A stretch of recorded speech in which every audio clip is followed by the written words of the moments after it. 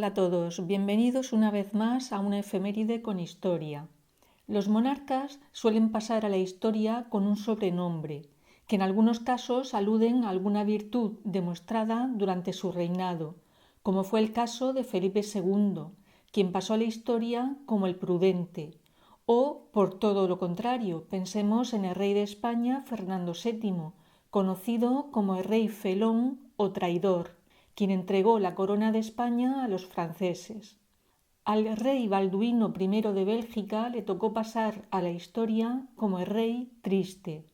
Y digo le tocó porque dicho sobrenombre no fue fruto de su voluntad, sino de las circunstancias que le rodearon y que finalmente condicionaron su vida. El primer golpe que le dio la vida fue cuando perdió a su querido abuelo paterno, Alberto I. Ocurrió un 17 de febrero de 1937. Por aquel entonces Balduino tenía 4 años. Por cierto que aquella muerte fue muy impactante en todo el país, ya que su rey era muy querido entre los súbditos. Y es que el favor del pueblo se lo ganó por su actuación durante la Primera Guerra Mundial, porque cuando estalló dicha guerra en 1914, Alemania exigió a Bélgica que dejara el paso libre a sus tropas, pero el soberano junto con el gobierno rechazaron tal exigencia. Alberto I se puso al frente del ejército belga, intentando resistir el empuje de los alemanes, pero finalmente estos acabaron ocupando prácticamente todo el país. Aun así, el monarca se negó a seguir al gobierno a la Francia libre, y en un último intento de liberar a su país tomó parte en la ofensiva final, antes de su capitulación.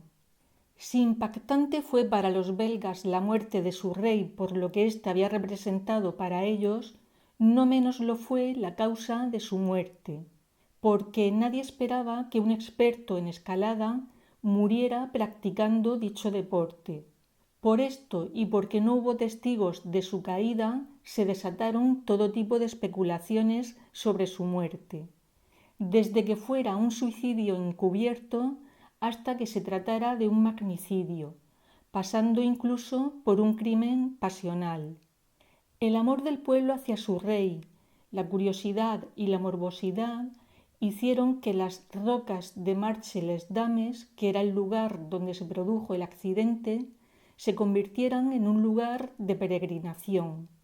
Y como tal, muchas de las personas que lo visitaron, especialmente los vecinos del lugar, no se pudieron resistir a llevarse alguna reliquia. Uno de esos vecinos se hizo con una hoja impregnada con sangre del soberano. Hoja que llegó a manos de un periodista que trataba temas relacionados con la realeza en un programa de la televisión belga. Fue él quien entregó dicha hoja a un equipo de profesionales de la Universidad de Gante para que determinaran si esa sangre era humana, algo que quedó confirmado en 2014. Solo restaba por saber si la sangre correspondía a Alberto I. Para ello, la Universidad de Lovaina se puso en contacto con 2 familiares vivos del monarca, el rey Simeón II de Sajonia, Coburgo y Gotha, relacionado con Alberto I por el lado paterno, y Ana María Freigrau, baronesa alemana emparentada por el lado materno. Ambos cedieron muestras de ADN que fueron comparadas con los restos impregnados en la hoja. La investigación finalmente concluyó en 2016, 82 años después de que el soberano falleciese, que los restos de sangre correspondían al monarca, por lo que se confirmó la versión oficial sobre su muerte. De esa manera se invalidaba la teoría de que el cadáver del soberano nunca estuvo en el lugar donde se creyó que cayó, u otra teoría que decía que el cuerpo del rey fue colocado allí con posterioridad a su muerte. Sin embargo, todavía circula la idea de que alguien pudo provocar su caída. Fue Astrid, la madre de Balduino, quien se encargó de darle la noticia del fallecimiento de su abuelo y de consolarlo. Pero cuando realmente Balduino no encontró consuelo fue cuando murió su madre más o menos un año después. Corría el mes de agosto de 1935 y hacía algo más de un año que su padre, Leopoldo, el hijo de Alberto I, y su madre habían sido proclamados reyes de Bélgica. A finales de dicho mes de agosto, el matrimonio, que estaba pasando unos días de descanso en su residencia de Lucerna, en Suiza, decidió desplazarse a la estación estival de Kuznach. A manos del volante iba el padre de Balduino, su madre ocupaba el asiento del copiloto y el chofer iba en el asiento trasero.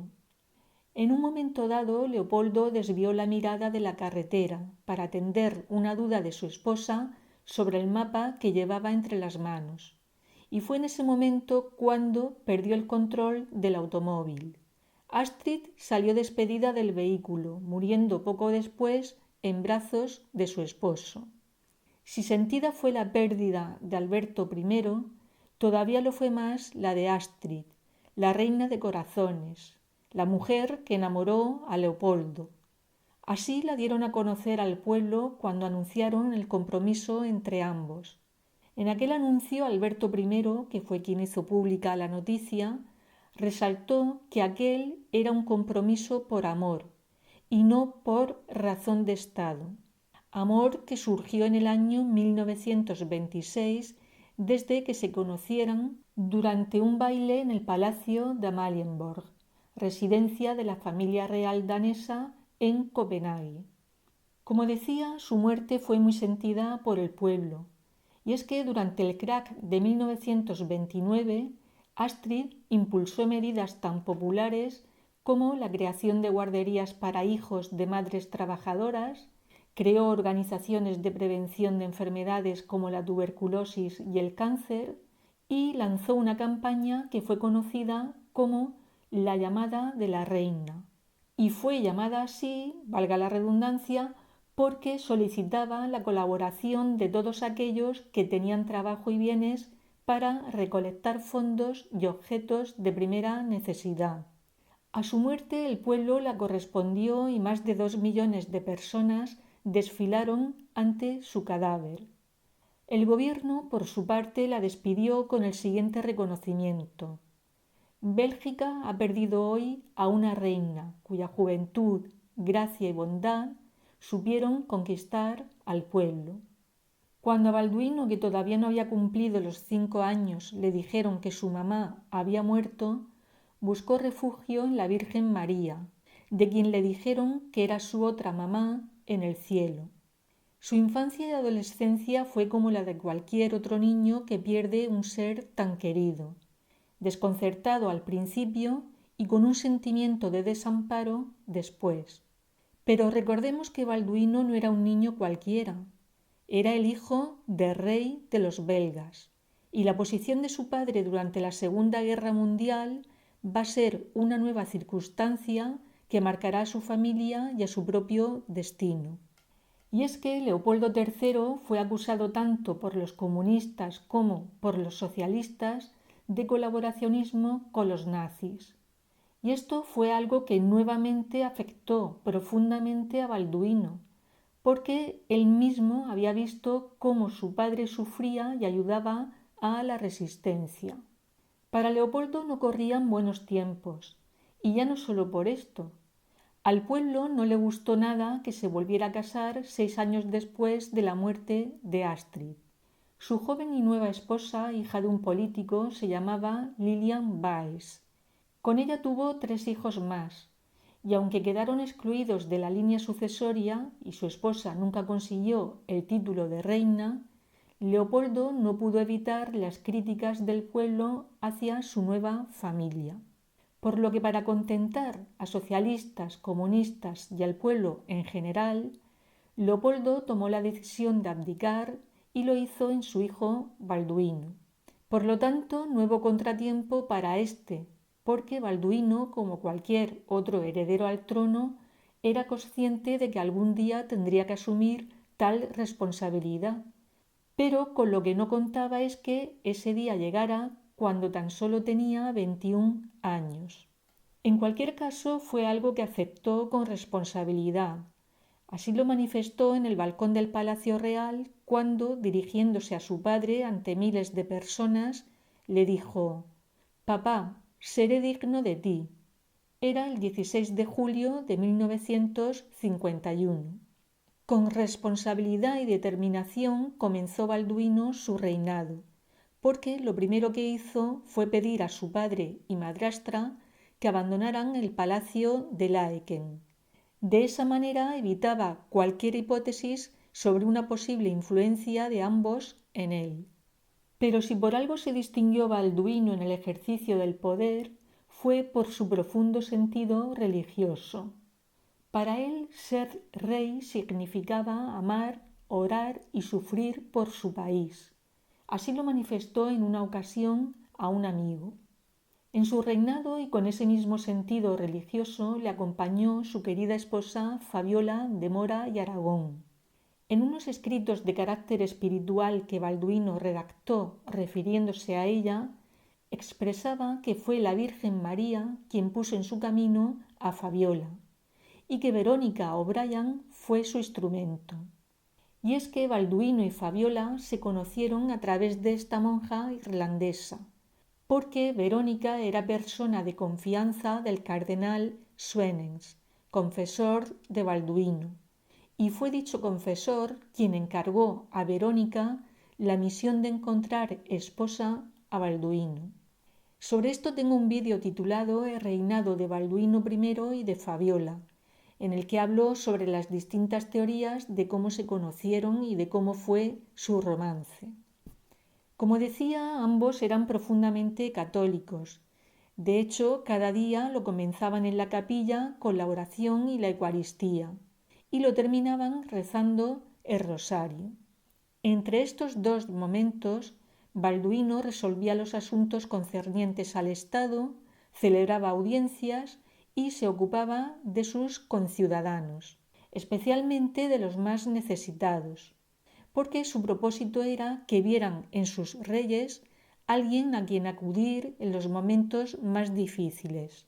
Propósito que consiguió, según se revela del testimonio ofrecido por una prostituta, quien dijo que el rey había ido a ver a 5 chicas, que la cogió del brazo y que la escuchó, y añadió: «Solo él nos escuchaba, nos defendió, era un verdadero rey». Este testimonio queda recogido en el libro titulado El rey Balduino, el legado de su vida. En él se recogen las memorias del cardenal Suenens e incluye igualmente escritos espirituales que redactó el propio Balduino. Su dedicación a los demás quedó institucionalizada a través de una fundación que lleva su nombre y que atiende las necesidades de los belgas, de los pobres, ancianos, marginados, inmigrantes, deficientes. La visión de Balduino y Fabiola de deberse a todos explica que no estuvieran identificados con ninguna asociación o movimiento en el seno de la Iglesia católica. Balduino fue un católico practicante, no solo a nivel individual, sino también en las decisiones que fue tomando a lo largo de su reinado. Así lo demostró en 1990, cuando decidió renunciar al trono durante unas horas. De esa manera evitaba sancionar la ley de despenalización del aborto. Fue el Consejo de Ministros quien, ejerciendo la regencia, firmó el decreto, para después el Parlamento volver a proclamar a Balduino como rey. Balduino y Fabiola murieron sin ver cumplido el mayor deseo de ambos, el haber tenido hijos, y no solo por conseguir un heredero al trono, sino por el gran amor que sentían también hacia los niños. Balduino llegó a preguntarse el por qué Dios le había privado ya no solo de su madre, siendo un niño, sino también de la posibilidad de tener hijos. Y una vez más, y guiados por su fe, Fabiola y Balduino llegaron a la conclusión de que la ausencia de hijos propios les hacía más libres para amar a todos los niños. Balduino murió en España, un lugar muy querido para él y en donde pasaban largas temporadas. Ocurrió en su finca de Motril, en la provincia de Granada, donde a los 62 años le sorprendió la muerte con un ataque al corazón. Era el año 1993 y con su fallecimiento comenzó la aspiración de beatificarlo, aspiración que a día de hoy sigue en pie. Así lo expresó José María Gil Tamayo, quien como arzobispo de Granada y en la misa que se celebró en el mes de julio del pasado año 2023 para celebrar el 30 aniversario de su muerte, expuso las razones por las que Balduino merecería la beatificación. Se refirió a él como una persona llena de humanidad, de amor a sus semejantes, un rey compasivo en el sentido de padecer con los demás el sufrimiento de éstos. Y es que, como hemos podido ver en la vida de Balduino, el sufrimiento fue una constante. Sin embargo, ese sufrimiento lo transformó, le hizo madurar y le dio su extraordinaria capacidad de compasión. Promocionó la familia, dio prioridad a los que no tenían trabajo, así como a los derechos humanos. Pero al mismo tiempo que servía a los hombres, Balduino no dejaba de pensar en Dios. Recordemos que era católico practicante. El Papa Juan Pablo II ya lo calificó de cristiano ferviente y de rey ejemplar. ¿Y vosotros, qué pensáis? ¿Creéis que debería ser beatificado?